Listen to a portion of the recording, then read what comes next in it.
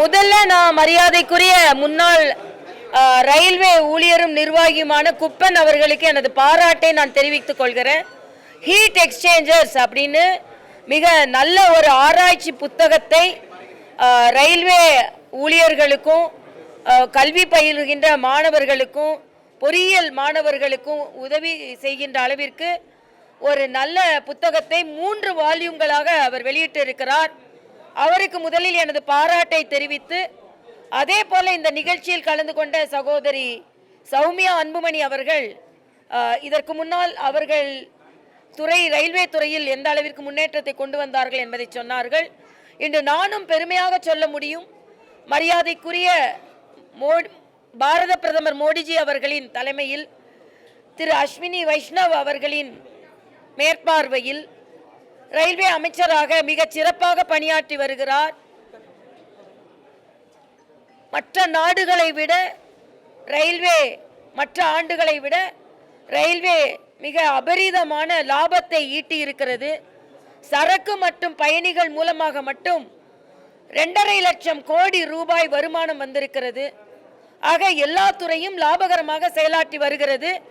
வருகின்ற பட்ஜெட்டிலும் கூட ரயில்வே துறைக்கு இன்னும் அதிகமாக முதலீடுகளை நாம் எதிர்பார்க்கலாம். தமிழகத்தில் ரயில்வே துறை இன்னும் வேகமாக வளராததற்கு காரணம், தமிழகத்தில் அவர்கள் சொன்னார்கள், சில திட்டங்கள் ஏற்கனவே அறிமுகப்படுத்திய திட்டங்களை கூட நிறைவு செய்ய முடியாததற்கு காரணம், தமிழகத்தில் இருந்து மத்திய ரயில்வே அமைச்சரை வேகப்படுத்துவதற்கும் அதனால் தகவல்களை சொல்வதற்கும் இங்கே உள்ளவர்கள் தவறிவிடுகிறார்கள் என்பதும், நிலம் கையகப்படுத்துவதில் கூட பிரச்சனைகள் இருக்கும் என்பதனால் ரயில்வே திட்டங்கள் தாமதப்படுத்தப்படுகிறது என்று இங்கே ரயில்வே பயணியர் சங்கத்தை சார்ந்தவர்கள் மற்றும் பொதுநலவாதிகள் ஒரு கோரிக்கை வைக்கிறார்கள்.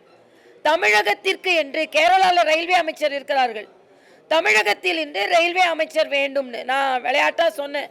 தமிழகத்தில் ஜெயிலில் அமைச்சர் இருந்தார், வெயிலில் வந்தவொன்னே அமைச்சர் ஆனார், ஆனால் ரயிலுக்கு அமைச்சர் கிடையாது. அதனால் உபயோகமாக எந்த திட்டத்தையும் தமிழக அரசு கொண்டு வராது.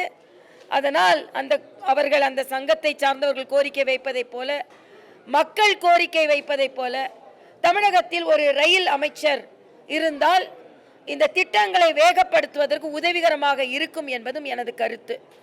என்னை பொறுத்தமட்டில் இன்றைய காலகட்டத்தில் தமிழகத்தில் இன்னும் திட்டங்கள், இங்கே ஒரு பொங்கல் பரிசு கொடுத்தா பல லட்சம் பேர் எங்களுக்கு அந்த பரிசு வேண்டாம் என்று சொல்லுகின்ற நிலை தமிழகத்தில் இருக்கிறது.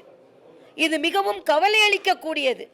ஏனென்றால் பொங்கல் பரிசாக 1000 ரூபாய் கொடுக்கும்போது, எதிர்கட்சியாக இருக்கும்போது முதலமைச்சர் நான் 5000 கொடுப்பேன் 6000 கொடுப்பேன்லாம் சொல்லிட்டு இருந்தார். ஆனால் தாங்கள் ஆட்சிக்கு வந்த பின்பு மக்களின் நலன் உதாசீனப்படுத்தப்படுகிறது என்பதை நான் வலிமையாக கண்டனத்தை இங்கே பதிவு செய்கிறேன். விளம்பர அரசு மட்டுமே நடந்து கொண்டிருக்கிறது என்பதையும் நான் பதிவு செய்கிறேன். பல ஆண்டுகளாகவே செயல்படுத்தப்படாத பல ரயில்வே திட்டங்கள், குறிப்பா சென்னையிலிருந்து பாண்டிச்சேரி வழியா ஈஸியா போற அந்த திட்டத்துக்கு எந்த விதமான ஒப்புதலும் அளிக்காம இருக்கு. இப்ப கூட அருப்புக்கோட்டை வழியா தூத்துக்குடிக்கு போற திட்டங்களுக்கும் மத்திய அரசு நிதி ஒதுக்குறது இல்லை அப்படிங்கிறது தான் மாநில அரசோட குற்றச்சாட்டா இருக்கு. இல்ல, மாநில அரசு அப்படிதான் குற்றம் சாட்டி கொண்டிருப்பார்கள். மத்திய அரசு பார்த்தீங்கன்னா தூத்துக்குடி ரயில்வே திட்டத்தை பற்றி ஒரு கருத்து சொன்னார், அது தவறு என்ற உடனே அவங்க கிளாரிஃபை பண்ணிட்டாங்க. தொடர்ந்து மரியாதைக்குரிய அஸ்வினி, ஏன்னா நான் புதுச்சேரி எல்ஜியா இருக்கும்போது வீடியோ கான்ஃபரன்ஸில் கேட்டு எந்தெந்த திட்டங்கள்லாம் கிடப்பில் இருக்குன்னு பார்த்து அதையெல்லாம் நிறைவேற்றி தந்தார். அதனால் தான் நான் சொல்கிறேன், உங்கள் கேள்விக்கு என்னோட முந்தைய கருத்திலே பதில் இருக்கிறது.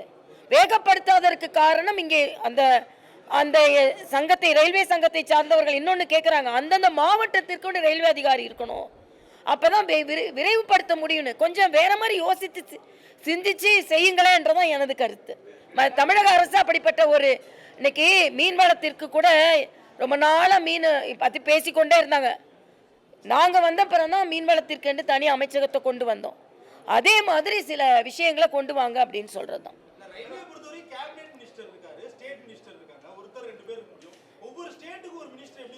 இல்லை இருக்கிறாங்களே, கேரளாவில் இருக்கிறாங்களே, விரைவுபடுத்த இல்லை அந்த சங்கத்தை சார்ந்தவர்கள் அது ஏன் அப்படிலாம் இருந்தால் நல்லது அப்படின்னு. நீங்கள் தான் ஜெயிலுக்கு அமைச்சர் வைக்கிறீங்களா, அப்புறம் ஏன் ஒரு ரயிலுக்கு ஒரு அமைச்சர் வச்சா என்னன்னு நான் கேட்குறேன். இல்லை, அதை தான் சொல்கிறாங்க. நான் என்னோட கருத்து இல்லை, கேரளாவில் அப்படி இருக்காங்க. அதே மாதிரி தமிழகத்திலேயும் நியமனம் செய்யுங்க என்று ரயில்வே பயணீட்டாளர்கள் சங்கம் ஒரு கோரிக்கை வச்சிருக்காங்க. அப்படி இருக்குன்னு சொல்றாங்க. அது டெக்னிக்கல் ஃபீசிபிலிட்டி எனக்கு தெரியாது. இருக்கு, கேரளாவில் இருக்கு, நான் படிச்சதை தான் சொல்றேன்.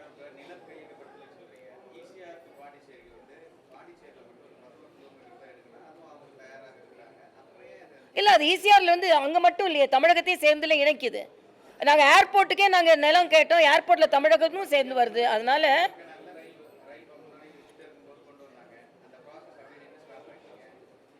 இல்லை இல்லை, அது ஈசிஆர் திட்டம் வெறும் நில கையகப்படுத்துறது மட்டும் இல்லை. அங்கே வந்து பசுமையில் வந்து வேற ஏதோ சுற்றுச்சூழல் பாதிக்கப்படுமா அப்படின்னு ஒரு கேள்வி இருக்கு. அந்த கடற்கரை ஓரமாக அந்த ஈசிஆர் ரோடில் ரயில்வே திட்டத்தை அமைத்தால் அங்கே பசுமை சூழலுக்கு பிரச்சனை வரும். ஏன்னா நாங்கள் இருந்ததுனால சொல்கிறேன், அந்த ஆராய்ச்சியில் தான் தாமதப்படுத்தி தர. அதுக்கு கிளியரன்ஸ் கிடைச்சதுன்னா நிச்சயமாக அது கொண்டு வரும். அது இப்போ உள்ள நிர்வாகத்தை கேட்கணும். ஏன்னா அங்கேருந்து வந்து 1 இயர் ஆயிடுச்சு.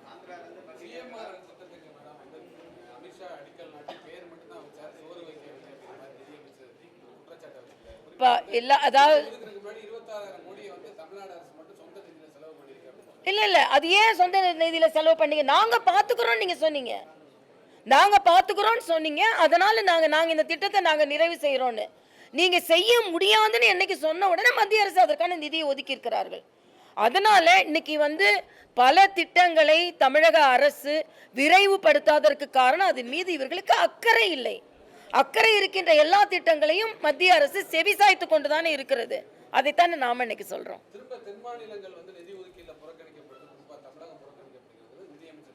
இப்போ நிதி அமைச்சர் குற்றம் சாட்டுகிறார். 7500 கோடி என்று எல்லா மாநிலங்களுக்கும் ஒதுக்கப்படாம தமிழகத்திற்கு ஒதுக்கப்பட்டிருக்கிறது. தமிழகத்தில் இது தொடர்ந்து இந்த குற்றச்சாட்டை வைத்துக் கொண்டே இருப்பார்கள். 1000 ரூபா கொடுக்கல, அதனால நாங்கள் வந்து மத்திய எங்களுக்கு கொடுக்கல அப்படின்னு சொல்லி கொண்டிருக்கிறார்கள். இது விவாதத்திற்குட்பட வேண்டியது. சும்மா எப்போ பார்த்தாலும் இந்த குற்றச்சாட்டை விடுத்துவிட்டு உண்மையிலேயே கொடுக்கப்படுவதை தமிழக அரசு மக்களுக்கு தெரியப்படுத்த வேண்டும் என்பதுதான். எந்த பாராபட்சம் செய்வதற்கு என்ன காரணம் இருக்கிறது? அப்படிலாம் இல்லை. எல்லா மாநிலத்திற்கும் என்ன அளவீடு, அதாவது விஞ்ஞானபூர்வமாக, அறிவுபூர்வமாக, கணக்கு பூர்வமாக எப்படி சயின்டிஃபிக்காக எப்படி நிதி ஒதுக்கீடு செய்யப்படுகிறதோ அப்படிதான் ஒதுக்கீடு செய்யப்படுகிறது. எங்கேயுமே தமிழ்நாட்டுக்கு நம்ம கொடுக்கக்கூடாது, அதனால் அது கட் செய்யுன்னு சொல்கிற நிலைமை மத்திய அரசிடம் இல்லவே இல்லை. இது இவர்கள் கொடுக்கின்ற ஒரு பொய் குற்றச்சாட்டு என்பதை நான் பதிவு செய்கிறேன்.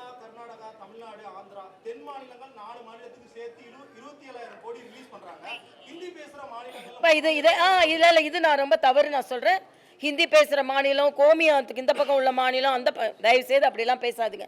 இந்தியாவின் ஒருமைப்பாட்டை மரியாதைக்குரிய பாரத பிரதமர் நிலைநாட்டி கொண்டிருக்கிறார். மத்திய அரசு எந்த பாராபட்சம் இல்லாமல் தான் நடந்து கொண்டிருக்கிறது.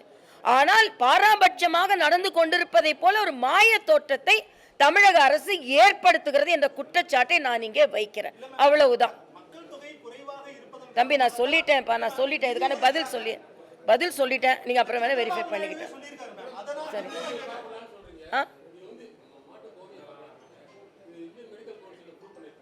அதாவதுப்பா, இது ஆயுர்வேதம், இது வந்து ஆயுஷ் இன்டகிரேட்டட் மெடிசன் இல்லை. ஒரு நிமிஷம், இன்டகிரேட்டட் மெடிசன் அது ஆராய்ச்சி பூர்வமாக கோமியத்திட்ட மைக்ரோ ஆர்கானிசத்தை ப்ரிவென்ட் பண்ணுற கேரக்டர் இருக்குன்னு கண்டுபிடிச்சிருக்காங்க. அதனால தான் வீட்டுக்கு முன்னால் தெளிப்பாங்க, அது வீட்டுக்கு முன்னால் தெளிப்பாங்க.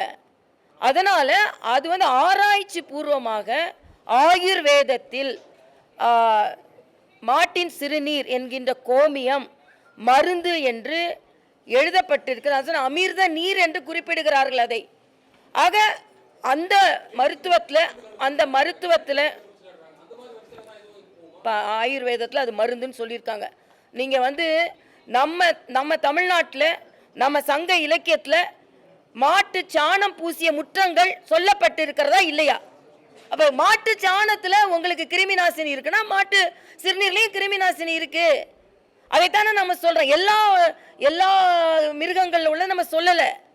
இந்த சிறுநீருக்கு இந்த குணம் இருக்கிறது என்பது ஆராய்ச்சி பூர்வம். இன்னும் சொல்லப்போனால் மியான்மர், ஆப்பிரிக்கா போன்ற நாடுகளில் இதை எடுத்துக்கொள்கிறார்கள். அதனால இது ஒட்டுமொத்தமாக புறந்தள்ள முடியாது. இது ஆயுர்வேதத்தில் மருந்தாக சொல்லப்பட்டிருக்கிறது, ஆராய்ச்சி பூர்வமாக நிரூபிக்கப்பட்டிருக்கிறது என்று நான் சொல்றேன். இல்லை அதுக்கு வந்து 80 வகையான நோய்களுக்கு அது பயன்படுத்தலாம்னு ஆயுர்வேதம் சொல்கிறது. அதில் அவர் சொன்ன காய்ச்சல் வந்து அந்த 80 வகையான நோயில் ஒன்றா இருந்திருக்கலாம்ல. ஒரு அறிவுபூர்வமாக, ஒரு விஞ்ஞானபூர்வமாக ஒரு தொழில்நுட்ப கல்லூரியை தலைமை தாங்கி கொண்டிருப்பவர் சும்மா சொல்வாரா நான் கேட்குறேன். ஆக நீங்கள் வந்து என் உணவு என் உரிமைன்னு நீங்கள் சொல்கிறீங்க. ஒரு இடத்துல போய் மாட்டு இறைச்சியை கொண்டு அலுவலகத்தில் தூக்கி வீசுறீங்க. இதை மாதிரிலாம் செய்கிறீங்க. ஆனால் விஞ்ஞானபூர்வமாக அது மருந்து என்று சொல்லும்போது ஏன் அதை ஒத்துக்கொள்ள மறுக்கிறீர்கள்? பாஜகவோ இல்லை என்றால் இந்திய பண்பாட்டு முறையில் எது சொன்னாலும் அதை ஒத்துக்கொள்ள மாட்டோம். அது படித்தறிந்தவர்கள், அது உண்மை. அவருக்கு என்ன உள்நோக்கம் இருக்க முடியும்? கோமியம் என்பது அது பதப்படுத்துவது. பஞ்சகவியம் என்பது இன்னைக்கு அமேசான்லேயே கிடைக்குது. அதனால இது சயின்டிஃபிக்காக ப்ரூவ் பண்ணது என்பது ஏன்னா இன்டகிரேட்டட் மெடிசனில் எனக்கு நம்பிக்கை உண்டு. நான் வந்து மருத்துவம் படித்த அலோபதி படித்த டாக்டர். ஆனால் ஆயுஷ் என்ற இன்டகிரேட்டட் மெடிசனில் எனக்கு நம்பிக்கை உண்டு. அதில் இதுக்கு என் நம்பிக்கை எனக்கு இருக்கிறது. அதை நான் சொல்கிறேன்.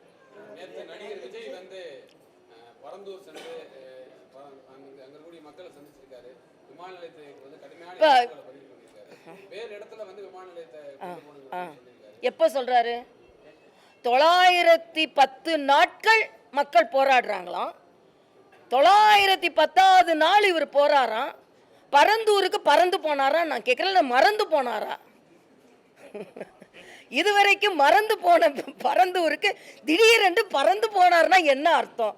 சினிமாவில் நடிக்கும் போது பரந்தூர்லாம் நம்ம காதிலே விழாதுப்பா. டேக் மட்டும்தான் போகும். இப்போ டேக் ஆஃப் ஆகணும். சினிமாவில் நடிக்கும்போது டேக் மட்டும்தான் கேட்கும். பரந்தூரில் மக்கள் ஓலம் போட்டுட்டு இருப்பாங்க, அப்போல்லாம் கேட்கவே கேட்காது. அங்கே முடிச்சுட்டு இங்கே டேக் ஆஃப் ஆகணுன்னோட நான் இங்கே ஒரு டேக் ஆஃபுக்காக அங்கே போயிட வேண்டியது. என்னப்பா இது? இது வந்து மாநில அரசு தேர்வு செய்து கொடுத்த இடம்.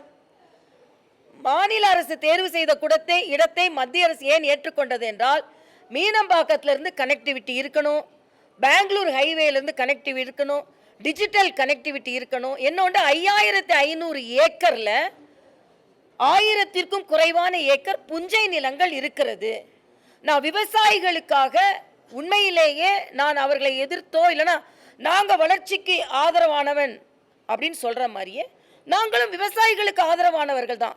இதே விஜய் விவசாயிகளுக்கு கொடுக்கின்ற காம்பன்சேஷனை கொஞ்சம் கூட்டி கொடுங்க, இல்லைனா அவங்க மேலே வழக்குகளை ரத்து செய்யுங்க, அவங்க நியாயத்திற்கு போராடுகிறார்கள் என்று சொன்னால் நான் கேட்டிருப்பேன். நீங்கள் இவ்வளவு வருஷம் கழித்து இடத்த மாற்றுங்கன்னா ஏன் முத நாளே வந்து சொல்லலை? இன்னொரு இடம் இருந்தால் சொல்லுங்க. இப்போ இவ்வளவு பண்ணி நிலம் கையகப்படுத்த ஆரம்பித்த பின்பு நான் பரந்தூருக்கு வருவேன் என்றால் அது பொதுநலமா சுயநலமா என்று நீங்கள் புரிந்து கொள்ளுங்கள் என்பது எனது கருத்து. நன்றி தம்பிங்களா.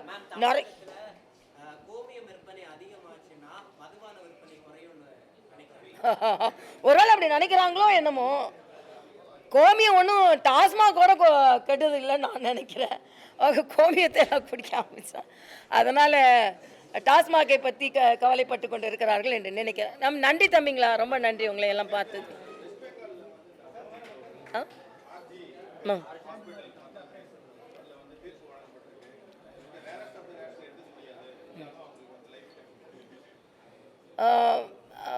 உண்மையிலேயே ஒரு நியாயம் கிடைத்திருக்கிறது. தாமதப்பட்ட நீதி தடுக்கப்பட்ட நீதின்னு சொல்வாங்க. இதில் கொஞ்சம் சீக்கிரமாகவே தீர்ப்பு சொல்லப்பட்டு இருக்கிறது. அதற்கு மக்கள் போராட்டம் ஒரு காரணம். இனிமேலாவது பாலியல் குற்றவாளிகள் திருந்துவார்கள் என்று நான் நினைக்கிறேன். இதில் ஒரு வித்தியாசமான தீர்ப்பு கொடுக்கப்பட்டு இருக்கிறது. தூக்கு தண்டனைனா அவன் செத்து போன அப்புறம் அவனோட கொடுமை அவன் என்ன நடத்தினான்னு தெரியாது.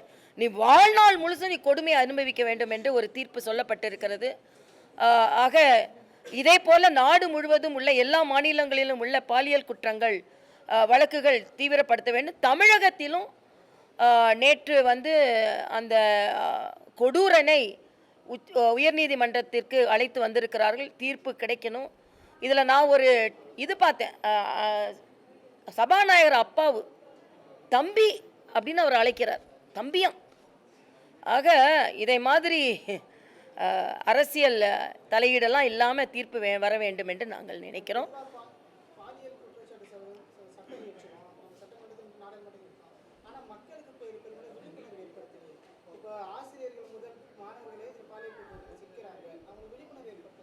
இல்லை, அது சமுதாயத்திற்கும் அதில் பங்கு இருக்கிறது.